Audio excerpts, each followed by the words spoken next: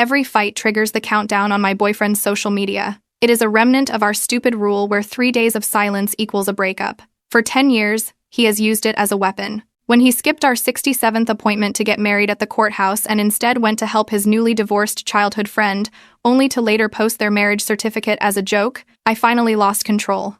I liked the post and wished them the best. His fury exploded immediately.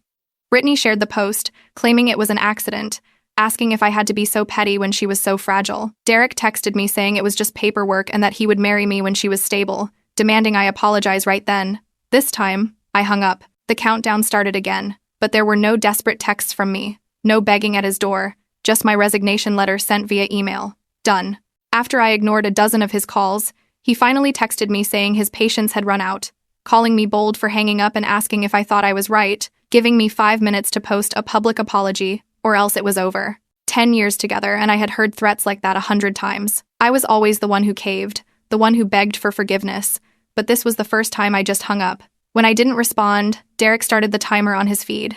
He knew how much I loved him and used it against me, adding pressure with every tick of the clock. For a decade, that silly rule was his leash, and I was always the one running back just before time ran out. But now I am tired of being manipulated. Shortly after Derek's post, Brittany, the childhood friend, made a post of her own, specifically tagging me, claiming it was just a little joke with Derek that she made public by accident and that she didn't think Brooke would get so upset. I figured I shouldn't even talk to him anymore because I was afraid of provoking her. Derek, who rarely checked his social media, was the first to like it, commenting that it was Brooke's problem, not hers, telling Brittany not to blame herself and asking why she should hide it if she wanted to post something. That someone causing the problem was, of course, me. Our mutual friends, whose businesses depended on Derek's law firm, didn't take long to join in, calling me petty, and telling Brittany not to let someone like me affect her, saying it was no wonder Derek didn't want to marry me. I wouldn't marry such an insecure woman either, I thought with a bitter laugh. Derek would do anything to defend Brittany, terrified she might feel even slightly uncomfortable. But for me, his girlfriend of 10 years, he always treated me with indifference. Brittany could sneeze and he would cancel our courthouse date. If I complained, he got angrier than I was, accusing me of being controlling and petty. But now that I had finally let go and congratulated them, he was back with threats and countdowns, demanding apologies. It was never about being right or wrong. The scale of his affection had tipped long ago. The clerk at the bureau looked at me with pity and said, "Ma'am, the man whose ID you provided is already married. Do you want to change the applicant?" I took the ID back and smiled, saying it was something I would think about. The young couple behind me clapped as I left the line. It was Valentine's Day and appointments at the registry were highly coveted. I had waited hours just to get that slot. Looking at the registration form in my hand, I tore it into pieces without thinking and threw it in the trash. I had filled out that form 67 times. I had given him 67 chances. I always arrived early, full of hope, watching happy couples while I waited for him to arrive, and every single time, right before our appointment, he would call with an excuse. The firm was busy. A client was in crisis. "Brooke, these are human lives," he would say. "Do you want me to abandon them for a piece of paper? How can you be so selfish?" He never knew that after he blew me off for Brittany, she would send me mocking messages. Derek's cooking is amazing. I bet you've never tried it, right? Or I walked a little too much today and Derek was so worried he bought me a luxury car. You still use bike shares, right? And now, he had even processed a marriage license with her as a joke. It was time for our story to end. As soon as I left the municipal building, I received a notification. My resignation request had been rejected. HR told me that Derek hadn't been to the office in days and that he had to approve it personally. They gave me an address and asked me to find him. I gritted my teeth and went. The address was a pool hall. Brittany had posted that she wanted to learn how to play, and Derek, the workaholic, had apparently skipped several days of work to teach her. When I found him, he was leaning over Brittany, guiding her shot, their bodies very close. Upon seeing me, Brittany smirked. Some colleagues from the firm saw me and walked over, mocking that the 3-day countdown didn't even last one. "She came crawling back," one said. "Our boss has her well tamed." One word from him and she kneels. Okay, pay up the bet," another laughed. I frowned. I had heard their teasing before, but this time I didn't react. "Don't pretend, Brooke," they said. "Everyone knows you're Derek's #1 fan. You'd leave even if he set you on fire." I ignored them and threw my resignation papers on the table. "Derek, sign it." He was about to look at the papers when Brittany whined, "Derek, honey, how do I make this shot?" He dropped the papers, pulled his personal seal out of Brittany's pocket, and threw it at me. Sign it yourself, and don't bother me while I'm teaching Brittany. Derek was obsessive about his privacy. He never let me touch his safe, protected his phone like it held state secrets, and never let his personal seal out of his sight. But now, he had given it to Brittany. He was so absorbed in his date that he didn't even worry about an official document. I held the sealed resignation letter, feeling the wind howl in the abyss of my chest. I turned to leave, but Derek called out, "Brittany is busy these days. Can you handle her cases?" He threw a pile of files at me, each with just a title. I had lost count of how many times he had asked me to do Brittany's work. Every time, she took the credit, but if I made a mistake under that burden, all the blame was mine. Sometimes I refused, and then he would accuse me of not caring about him or the firm, of disappointing him. He said if I didn't do it, he would have to do it himself, and worried about his health. I always caved. All my sacrifices only earned me his contempt and more orders. But now I was an ex-employee. The firm's problems were no longer mine. "No," I said. My words were cut off by a pathetic whimper from Brittany. "Derek, it's okay if Brooke doesn't want to. I can do it." "You just got divorced," Derek said, full of compassion. "You aren't in any condition to work. Go have fun. Don't worry about anything." Then he looked at me again, his tone icy. "You've bothered her enough with your stunt on social media. I'm giving you a chance to make it up to her and you refuse?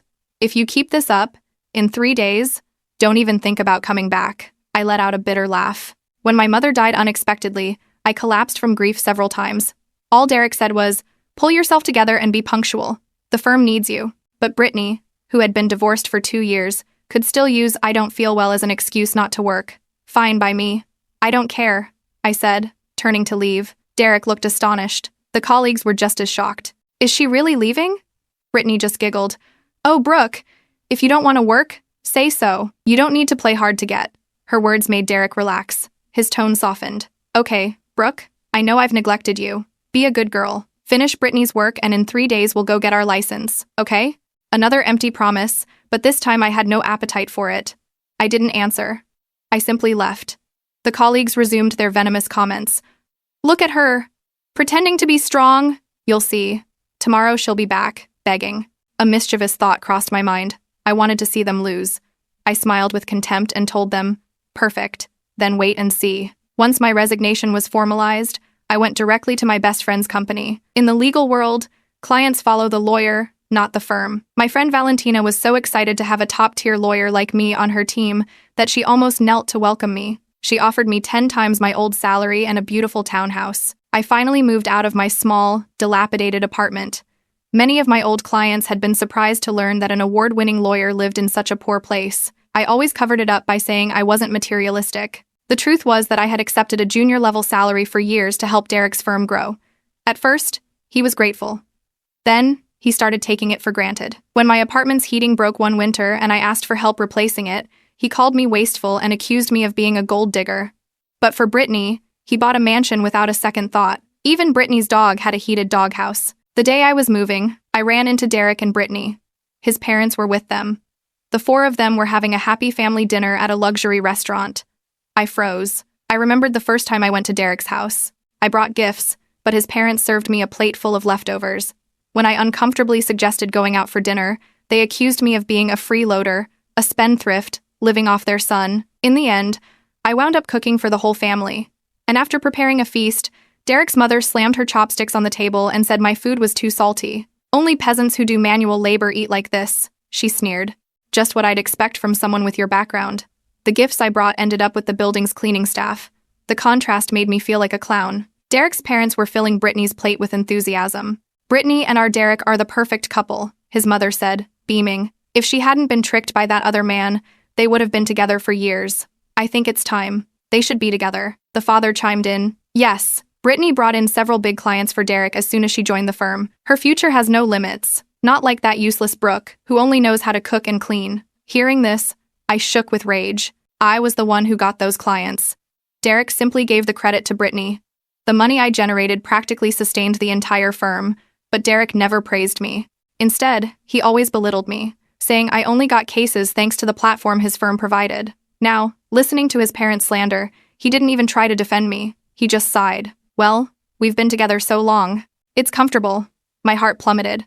To him, I was just comfort. His mother wasn't satisfied. "Derek, I tell you that Brooke is bad luck. Look how her parents died so young. Marrying her will only bring misfortune. Derek didn't answer, but I was already crying. My parents had died donating blood to save his. After a car accident, Derek's parents were in critical condition. My parents, who had the same blood type, donated without hesitation. But it wasn't enough. Derek was devastated. My parents, knowing how much I loved him, secretly donated even more blood, more than their bodies could handle during the crisis, and the strain caused them to pass away. At first, his family felt guilty. They promised to compensate me, to take care of me, but the compensation never came. Instead, I became the bad luck they talked about. I couldn't listen anymore. I turned to leave, but Brittany saw me. "Look who it is," she said with feigned surprise. "Brooke." Derek and his parents turned around. Upon seeing me, Derek instinctively let go of Brittany's hand. "Brooke, what are you doing here?" Brittany pretended to be innocent. "Derek, Brooke adores you so much. She shows up wherever you are. I bet she has a tracker on you." Then she continued sweetly, "Oh, Brooke, don't misunderstand. Derek and I are just childhood friends. His parents are like mine. We have family gatherings like this all the time. If it bothers you, I can leave right now." "Why would you leave?" Derek said, taking her hand and looking at me with disdain. "Brooke, the firm is up to its neck in work. What are you doing here following me? Are you crazy? Do you enjoy being so paranoid? Go back to work right now and file a report with HR for a sanction. You've lost today's pay and the monthly attendance bonus." His parents joined in. "Derek, why do you keep a parasite like her? Fire her. You're too soft. How do you expect a talented employee like Brittany to feel valued?" Brittany feigned kindness. "No problem. I'll handle Brooke's mistakes. But Brooke, you aren't getting any younger. What will you do if you lose your job at the firm? You should apologize to Derek. Don't be so stubborn." Derek's parents praised her for her maturity and generosity. Derek's expression turned even colder. "What are you waiting for? Go back to work. And I'm warning you, if you aren't in the office by the end of the day when the countdown ends, don't even think about trying to reconcile. We will be finished forever." Then he paid the bill and left with his family. That same afternoon, just before the office closed, Derek stopped by. Seeing that I hadn't returned, he was furious and went straight to a bar. He had a colleague casually leak his location. I ignored it all. 11 at night. The day was almost over. Derek had drunk himself sick, but his agitation didn't subside. He kept looking toward the door of the private lounge, his heart pounding every time it opened. But it was never me. His phone was silent. He asked his assistant to check if it was broken. After confirming it worked fine, his spirits plummeted. He was used to me chasing him, taking care of him. This was new, and it unsettled him. He looked at his phone screen. It was a photo of our first kiss. A candid shot he had taken himself in a moment of pure joy. A faint smile appeared on his lips. In the end, he couldn't resist. He texted me, "Brooke, don't say I didn't warn you. Only a few minutes left until the 3 days are up." The message received no reply. Derek's frown deepened. The cheerful atmosphere of the lounge cooled under his icy presence. The air became thick and everyone lowered their voices. Just then, the door opened. Everyone looked. A colleague ran in, breathless and smiling. She's here, Mr. Miller. She's downstairs. She's fixed up. She looks amazing. You have to see her." Derek's expression relaxed instantly. He leaned back in his chair with an arrogant smile on his face. "Go tell her she's late. It's already 12:01. If she wants me back, it won't be that easy." Outside the bar, it was raining. It wasn't a furious storm, but that silent, constant drizzle that seems to last all night. From the window of my new apartment, small, modern, with an air of freedom that was still strange to me, I watched the kitchen clock hit 12:01. He must have been waiting. I imagined the scene.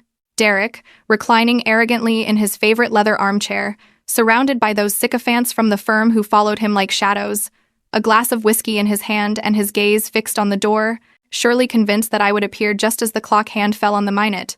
But nothing happened. Not for him. For me, however, something did change. I closed my laptop and allowed myself to smile for the first time in hours. It wasn't a full or happy smile, but it was mine, silent, contained, like a first step after a long emotional imprisonment.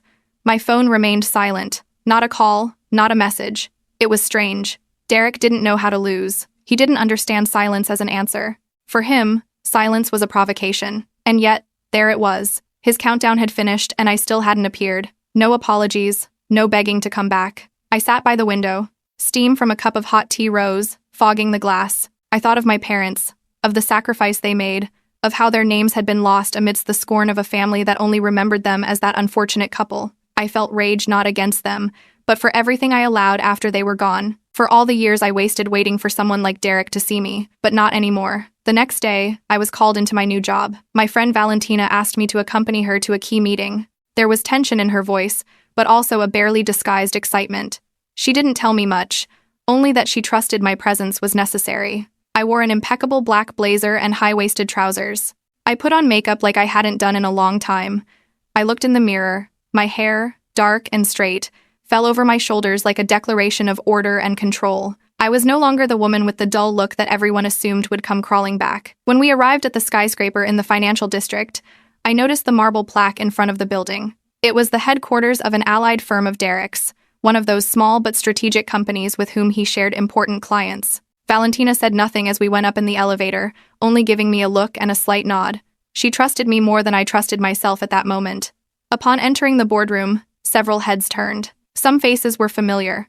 A former colleague from Derek's firm looked at me with narrowed eyes as if she couldn't believe what she was seeing. And then, the CEO of the firm, an older man with gray hair, a well-groomed beard, and a dark suit, stood up to welcome everyone. Valentina took the floor. As a new partner of our firm, she said with a smile, "It is an honor to introduce the lawyer who will lead this transition. Brooke." The silence was immediate. A stifled cough was heard in the back. I stepped forward, breathing calmly. The gray-haired man extended his hand with respect, and once I spoke, my voice didn't waver. "Thank you for the opportunity. I am here to ensure that this collaboration is not only effective but fair for everyone involved." Among those present, I saw the man who had been one of the main client recruiters for Derek's firm. His expression was one of surprise, and then doubt. Someone murmured my name. I saw an assistant check his phone nervously, and then I understood. Derek still didn't know that his world had just changed. Not because I had attacked him, but because, this time, I simply walked away. And I took with me what he valued most, the foundations of his empire. The emails started arriving first thing in the morning. Not to me, of course, but to Derek. In his office on the 28th floor, where he used to believe he was invincible, notifications vibrated like little bombs about to go off. Partners who previously praised him began asking why certain key clients who sustained the entire structure of the firm were requesting the transfer of legal representation. Some didn't even wait for an answer. They simply signed with another company. With mine.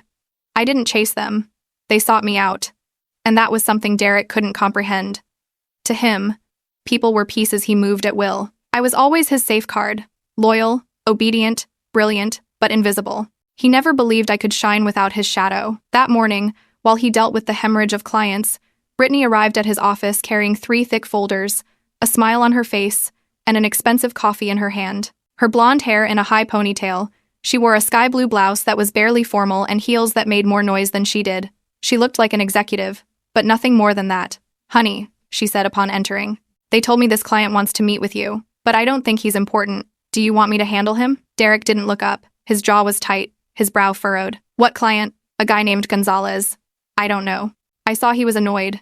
Maybe because I didn't answer his email on time. "Gonzalez? Carlos Gonzalez? That client moves $500,000 a quarter, Brittany. And you didn't answer his email?" The silence was immediate. Brittany opened her mouth but said nothing. For the first time, the mask of feigned sweetness slipped. Fear crossed her face for a second.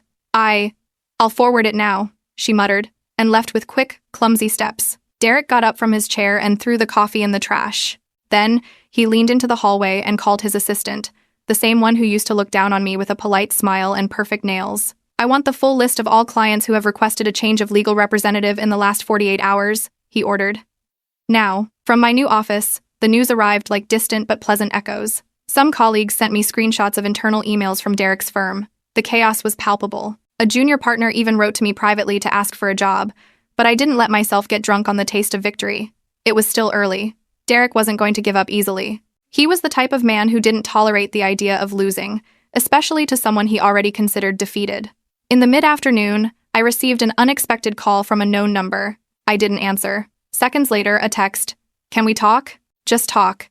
It was Derek. I didn't reply. 20 minutes later, another message. "Brittany is very stressed. She made mistakes on several documents, and one of the partners is furious. You know how to handle these things. Could you come for a few hours? I'll make it up to you." I took a deep breath. Bitter rage invaded me. Make it up to me? After everything? I ignored the message and blocked him. That night, while having dinner at home with Valentina, we received a joint notification. One of Derek's biggest former clients had officially signed with us, a chain of private clinics with contracts lasting years. Valentina clapped, euphoric. I just poured myself a little more wine. I don't understand how they didn't see it before, I said, swirling the glass slowly. I handled those contracts from the beginning. They just signed under his name. Valentina looked at me with a mix of admiration and shared anger. Now everyone will see who you really were. But I didn't need them to see it anymore. I just wanted them not to forget. The next day, Brittany failed again. She confused two sensitive cases.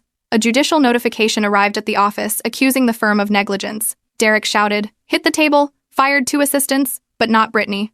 No. For her, he bought flowers that same afternoon. Pink roses.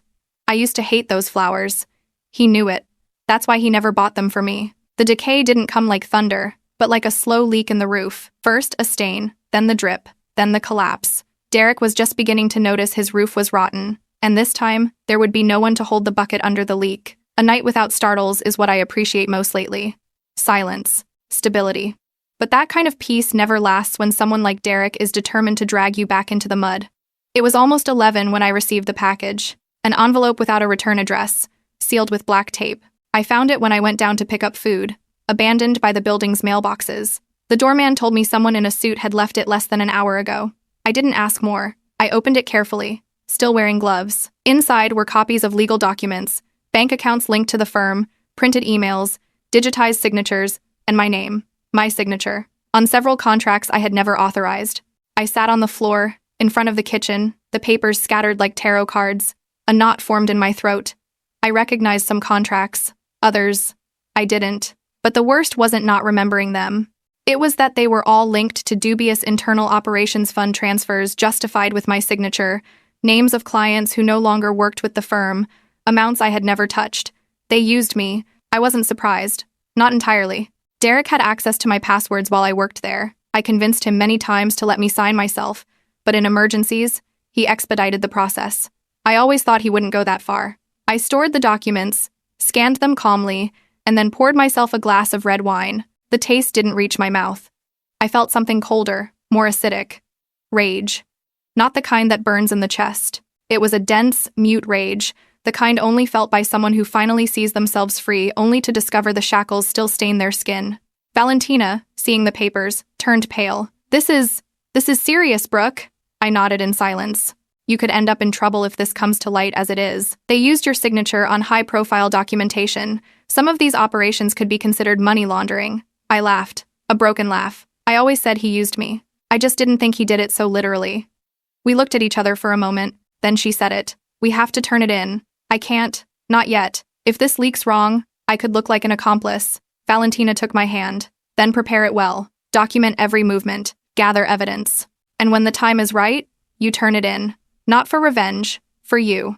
So that this doesn't keep chasing you. During the following weeks, every night, I dedicated myself to reviewing my past. Contract by contract. File by file. I reviewed old emails, dates, witness names, even archived invoices. Some things fit, others hurt. I remembered meetings where Derek told me, "I already signed for you, don't worry." I remembered nights where he convinced me I wasn't efficient, that I should trust him with the paperwork. How much abuse can fit in an act as simple as signing something for another person? In the end, I assembled a complete dossier. More than 150 pages with appendices, evidence, annotations, timelines, and informal testimonies. I signed it with my initials, without revenge, without rage, only with determination. I sent it to the Bar Association's Ethics Commission and the Financial Crimes Unit without scandal, without names on social media, in silence, like everything I did for years. 3 days later, an auditor showed up at Derek's office. No one knew who had called her. From a prudent distance, I watched his world begin to crumble, but not with noise, with papers, with evidence, with the truth. The news didn't take long to spread. An official auditor entering the Miller & Associates office didn't go unnoticed. Not in that world of tailored suits and hypocritical smiles, where everyone knows how to pretend, but no one knows how to keep quiet. I didn't see it with my own eyes, but a former colleague, Lara, the only one who had treated me with some humanity, sent me a photo via encrypted message. Derek in the boardroom, arms crossed, brow furrowed. Behind him, a woman with short hair, rectangular glasses, and an unshakable expression was leafing through the documents I had prepared. "Today wasn't a good day for the boss," Lara wrote underneath. "It won't be for a long time," I replied. In the office, Valentina celebrated quietly. But not me. It wasn't time to celebrate. This was just starting. The true crack opened days later. Not in the courts, Not in the media, but in his house. Brittany posted a story on her private profile, a poorly recorded video, barely a few seconds, but enough to catch attention. Her voice upset, Derek off camera, telling her to shut up, not to make a scene. Then a door slam. The video disappeared in minutes, but several people had already seen it, including me. I felt a strange mix. Not compassion, not for her, but a pang of recognition. I had also heard that voice, that coldness, that desperate need to control. 2 days later, the inevitable happened. Another post, this time passive-aggressive, with a photo of a ring in a closed box and the text, "Not everything that glitters is commitment." And then, silence. But not for me. That same afternoon, I received an anonymous notification in my professional email, a link to a cloud file. I opened it carefully. Inside, internal surveillance video from the law firm. No audio. But clearly, Brittany and Derek arguing, her pushing documents, him shouting, grabbing her by the arm, her pulling away, the head of HR entering, confused. Brittany, crying. I saved the file. I didn't share it, not yet. The irony was stinging. Brittany, the protected one, the untouchable one, was beginning to live the collapse. And Derek, so obsessed with his image, with his power, could no longer control the narrative. He couldn't censor what eyes had already seen. Later, I saw the icing on the cake. In one of the country's most important legal forums, where senior lawyers exchange recommendations and alerts, an entry appeared titled, "Would you trust a firm that forges internal signatures?" It didn't mention names, but it did mention dates. Dates that coincided with the contracts I had reported myself. The comments exploded. Some defended, others didn't. But the damage was done. The prestige of Miller & Associates was no longer armor. It was a stain, difficult to erase. That night, I received a call. Private number. I didn't answer. Then, a voicemail. I listened without moving a muscle. "Brooke, I need to talk to you. It's not what you think. Brittany, she is confused. I didn't want things to get out of control. I know you are behind this. I know you started this crusade. But you don't know everything. You don't know what she did." Pause. A sigh. "You were different. You never put me in danger. Maybe I was wrong. Maybe we should talk." The same script as always. The same lukewarm tone of someone who doesn't know how to apologize, only how to manipulate others' guilt. I didn't reply. I just deleted the message. The farce is crumbling, I thought. And this time, no one is going to hold up the curtain. Signing the contract for my new house was less exciting than I imagined. Not because I didn't deserve it, but because for years I associated comfort with guilt. Derek taught me that. That desiring something beyond the basics was vanity. That looking for beauty or comfort was a sign of superficiality. That a house with heating was an unnecessary luxury if you could sleep with more clothes. But there I was, holding the key in my hand, standing in front of a small but luminous villa with large windows, high ceilings, and yes, central heating. I entered alone. I didn't care. I closed the door, left my suitcases by the entrance, and walked through every corner as if marking my emotional territory. Each room was a piece of silence earned, the good silence, the kind that doesn't punish, but liberates. The garden was simple. A couple of bushes, some shy flowers, and a white fence at the back. It was there that I saw him for the first time. The man was crouched by the fence, adjusting some wood. Tall, athletic build, dark brown hair with some gray visible at the temples, well-trimmed beard. He wore a gray t-shirt that hugged his body and canvas pants stained with paint. Beside him, a girl of no more than 7 years old was handing him nails as if they were pieces of gold. "Dad, that one doesn't fit," she said, frowning. "It's bent. Then choose another one." "Engineer," he replied with a smile. "This wall isn't going to reinforce itself." I watched them in silence, not wanting to interrupt. The girl saw me first. "Dad, there's someone there." He turned quickly. He found me standing there, somewhat awkward, holding a thermos of coffee like a shield. "Hi," I said. I didn't mean to spy. I was just looking at my new garden. He smiled naturally. He walked over, wiping his hands on a rag hanging from his belt. Then, "Welcome. I'm Ethan. This is Sophie." "Brooke," I replied, returning the smile. "Nice to meet you." We shook hands over the fence. His grip was firm, without exaggerating. His gaze was clean tired, yes, but not empty like so many I had seen lately. "If you need help with anything, let me know. I'm good at carrying boxes, bad at decorating, but strong." "Noted," I replied, grateful. Sophie waved at me with a dust-covered hand, laughing. I went back inside with my heart a little warmer. Days passed. I settled in. I decorated calmly. I bought furniture without anyone asking me if it was strictly necessary. I cooked for pleasure, not obligation. I discovered that silence could be company and not punishment. And Ethan was always there.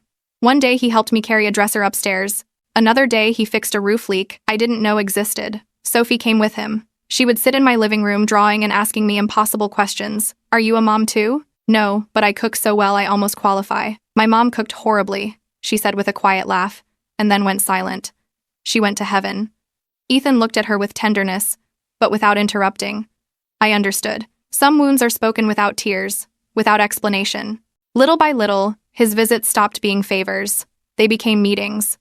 We shared coffee in the garden, light conversations. We never spoke of our wounds, but they were noticeable in the way he listened without interrupting, in the way I didn't seek to justify my tiredness. One afternoon, I told him about the apartment without heating. I said it as a joke, but my voice trembled at the end. Ethan didn't ask more. He just got up, went into my house, and came back with a blanket he had seen on my sofa. He put it over my shoulders, without saying a word. And there I understood. It wasn't that no one could take care of me. It was that I had been surrounded by people who only knew how to punish. When he left that night, Sophie left me a drawing. 3 stick figures. One taller, one with long hair, and a small one between them. Below, it said in crooked letters, "Thank you for making my dad smile." And then, unintentionally, I began to cry. Not from pain, but from relief. The hall was adorned with warm lights, soft music, and a constant murmur of feignedly polite voices. The Bar Association's annual gala brought together the brightest and most hypocritical of the legal guild. I attended because our firm was one of the sponsors, and Valentina insisted my presence was important. "It's time to show yourself," she told me. As if I wasn't already doing that. I wore a burgundy dress, simple, elegant, with thin straps that left my shoulders bare. I gathered my hair in a low braid. I felt strange, different, not like someone dressing up for an occasion, but like someone who, finally, isn't hiding. Everything was calm until I saw them. The Millers, sitting at a central table, laughing as if nothing had changed. Derek wore a navy blue suit, sober, his hair carefully slicked back as usual. Beside him, his mother in a pearl-colored dress, and his father in charcoal gray, with a stern face. Brittany wasn't there. I wondered if the farce had ended for them too. "Are you going to say hello?" Valentina asked, with barely contained irony. "Do they say hello?" "They only judge," I replied, but I didn't need to approach. Destiny did it for me. An event organizer, unaware of the tensions, called me to the stage to thank the new members who had contributed to the Bar Association's pro bono fund. I was among them. I couldn't refuse. I went up with a steady step. I didn't look to the sides. Until I spoke. "Good evening," I said into the microphone as the silence expanded like a heavy cloak. "I am honored to participate in this project, which helps those who have no voice, no resources, no protection. Those who are often forgotten by the system and by us." I paused. I looked toward the Millers' table. I was raised by parents who believed in justice. 2 humble, generous people who gave everything to help others. Literally, they died donating blood to save the lives of a colleague's parents after an accident. A murmur ran through the room. That act was never recognized. On the contrary, over the years, I was called bad luck, dead weight, a gold digger. What my parents did was erased, as if it never mattered. I saw Derek's mother's face harden. His father pursed his lips. Derek looked away. Today, I use this platform to honor them, because a person's value is not measured by their last name or bank account. It is measured by what they give. Even when they receive nothing in return, the applause was immediate, loud, sincere. I walked down from the stage with my heart beating like a drum. I hadn't planned to say all that, but I said it, and I didn't regret it. Later, as I was crossing toward the exit, Mrs. Miller intercepted me. Her perfume was the same as always, strong, invasive. Was it necessary to make a spectacle of that? She snapped in a low voice, without losing her social smile. "It was necessary for someone to say it," I replied. Her expression hardened. "Your parents made a choice. No one forced them." "Yes," I said, looking straight at her. "And you made another. To forget." She stood in stunned silence. Derek appeared seconds later with a frown. "Brooke, that was unnecessary. No one here has to carry the burden of what happened years ago." I looked at him for the last time. That was the hardest part. Not out of sadness, but because of the clarity I felt doing it. "You are carrying it. You just don't realize it yet." And I left. Not with fury, not with tears, but with dignity.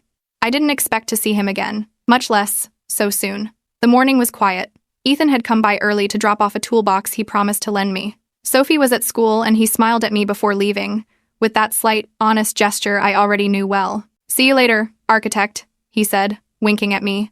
And I, for the first time in weeks, felt the day start without the weight of the past. Until the mail arrived. An envelope from the arbitration chamber.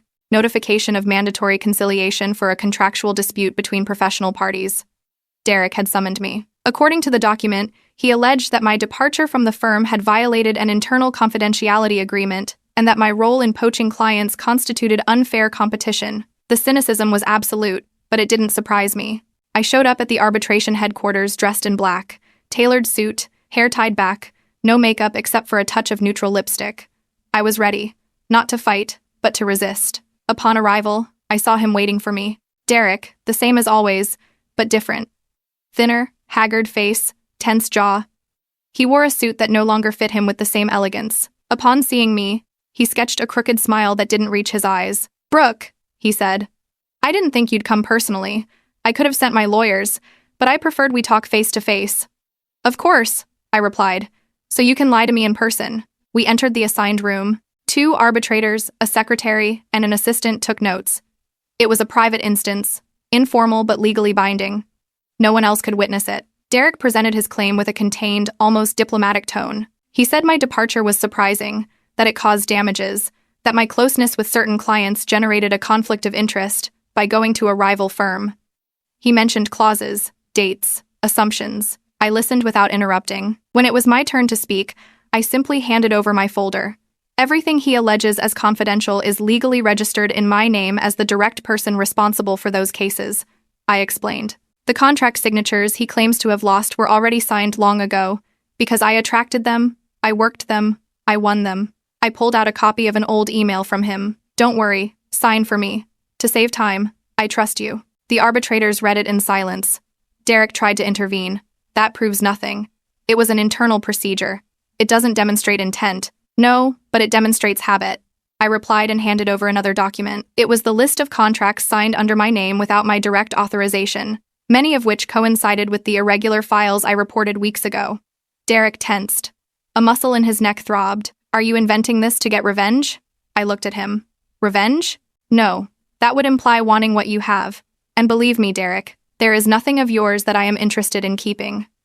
One of the arbitrators looked up. "Mr. Miller, were you aware that you were using your colleagues' digital signatures on financial documents?" Derek swallowed hard. He tried to smile. We trusted each other. I didn't think she would accuse me after everything we did together. "We didn't do anything together," I said firmly. "I worked. You appropriated." The room fell silent. In the end, the ruling was clear. There was no legal evidence of violation of exclusive clauses. My departure was legitimate, and his attempted lawsuit, unfounded. The chamber imposed a fine on him for procedural bad faith. I left before they signed the final act. In the hallway, Derek caught up with me. "Brooke, listen to me. This was all a misunderstanding. Brittany isn't well. She made me do things you wouldn't do. She provoked me. She manipulated me. And me?" I asked. "Did I never provoke you? Did I never make you lose control?" He didn't answer. "Derek, you never chose me. You just liked having me there, waiting. Because that made you feel important." He tried to grab my arm. I dodged him. "And now that I'm not waiting, you realize you're alone." I walked away, without looking back. It wasn't rage I felt. It was something else. Freedom. That night, the sky looked clearer than usual. It wasn't that the stars shone brighter. The city rarely allows that, but there was something in the air, a calm that made the silence not weigh heavy. I sat on the back porch, with a blanket over my shoulders and a cup of tea in my hands. Then I heard the voices. "No, Sophie, not like that." Ethan's laugh came through the fence. "If you throw the ball like that, you're going to break the window again. And you break things all the time." Sophie replied cheekily.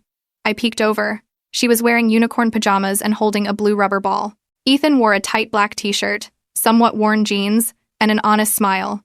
"One of those you don't rehearse." "Problems with your rebel assistant?" I asked from my side of the fence. Ethan looked at me. He raised an eyebrow and smiled.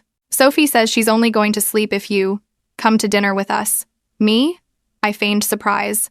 "And I promise I don't cook as bad as it seems." Is that a threat or an invitation? Emotional blackmail. More like, Sophie waved her hand from the garden. "Come, they let me put extra cheese today." I don't know why I hesitated. Maybe because it still seemed foreign to me that someone would invite me to something without wanting anything in return. Or because a part of me, the wounded part, still doubted if I deserved simple things like a quiet dinner.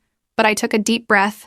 Give me 15 minutes. Ethan's kitchen was cozy, with that homely clutter only found in houses where there is life. Some crooked pots in the window, children's drawings stuck with magnets, a hanging lamp that flickered slightly as if resisting retirement. Sophie set the table with mismatched plates and crooked cutlery, and assigned me the spot closest to the garlic bread. "That's for the special guest," she said very seriously. Then I feel honored.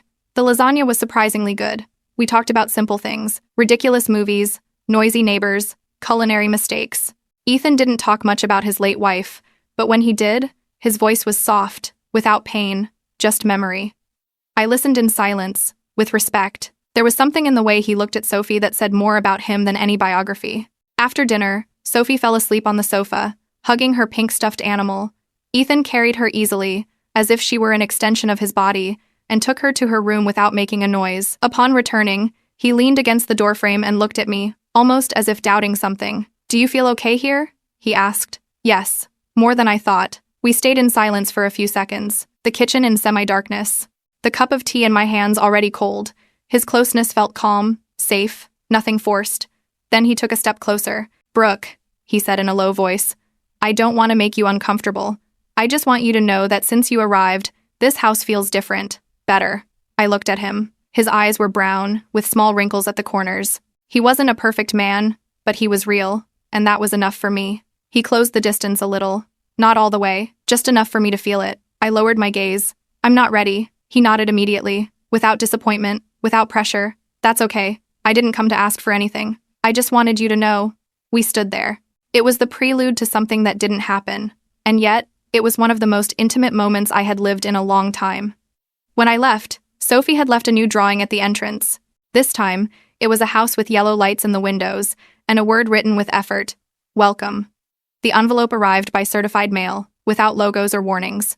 Just my name written in capital letters, with that impersonal typography that always announces trouble. I opened it without haste, but with a knot in my stomach I knew too well. Lawsuit for breach of non-compete clause. I read that line 3 times before reacting. Derek. Of course, he always had one last card hidden. He was suing me, alleging that my departure from his firm and the poaching of certain clients violated a clause that I myself had drafted years ago, under his orders. Valentina looked at me with a frown as I handed her the sheet. "This is absurd," she murmured. "That clause doesn't apply to you. You specified it yourself." She was right.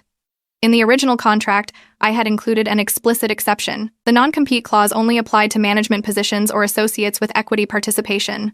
I was neither. I was a senior employee, without voting power, without shares. I knew it, and Derek knew it too. Even so, he had filed the lawsuit. Because he didn't care about being right. He cared about scaring me, tiring me, damaging me. "And now what?" she asked me. "Now he's going to swallow his own trap," I replied. I called Ivan, one of the most meticulous lawyers in our firm.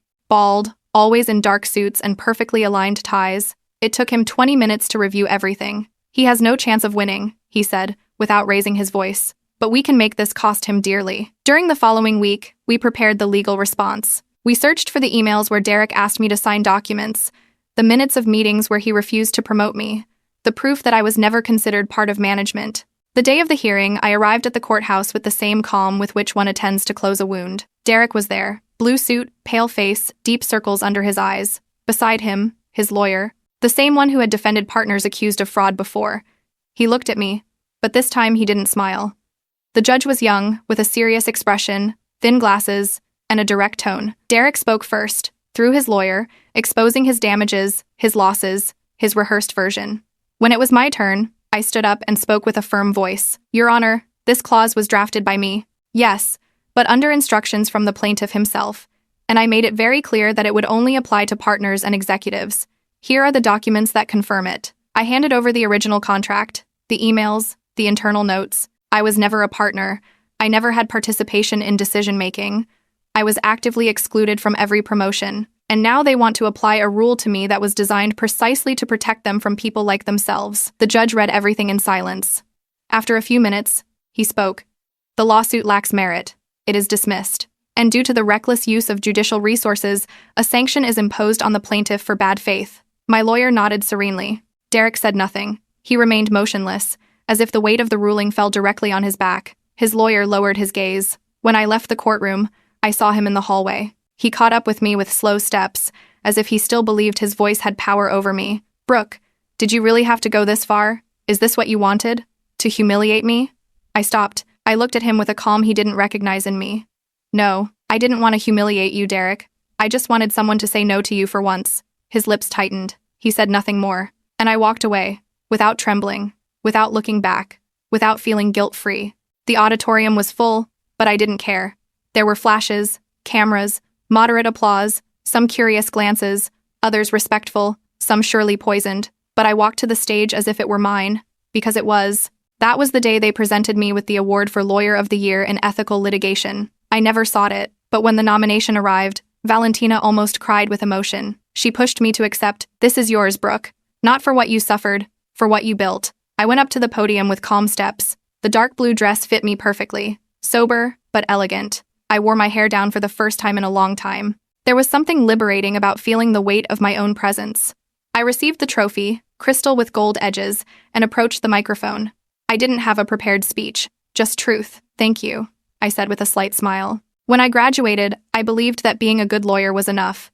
That with hard work, integrity, and loyalty, one found their place. I didn't know that sometimes that place has to be built from the dust, alone. A pause. Some people nodded, others avoided my gaze. For years, I worked for someone who made me believe I wasn't enough. That success was a favor, not a right, that I should be grateful for crumbs, for silences, for being ignored. But one day, I stopped thanking and started choosing myself. I took a deep breath. This award isn't just mine. It's for all the people who have been invisible, who have worked in the shadows while others took the credit, who have been afraid and yet kept going. Not because they were brave, but because they were sick of staying silent. The applause wasn't explosive. It was firm, deep, real. Upon stepping down from the stage, Valentina hugged me so hard we almost dropped the trophy. I told you, she whispered. Today everyone knows who you are. And although I smiled, I knew that didn't matter so much anymore. What mattered was that I knew it. Ethan was waiting for me at the exit. Light gray suit, shirt without a tie, that serene air that had already become home to me. Beside him, Sophie waved a small handmade sign. Let's go, Brooke. When I reached them, Sophie handed me a folded envelope. I opened it. It was a drawing. 3 people in a house with a garden, 2 adults, 1 girl, a dog in the corner. On the roof, written in crooked letters, family. I don't have a dog yet, I said, smiling. We can adopt one, Ethan replied, with a look that didn't need promises. We walked toward the car under the afternoon sky, where the sun was beginning to set with dignity. We didn't kiss, we didn't rush, we just walked together.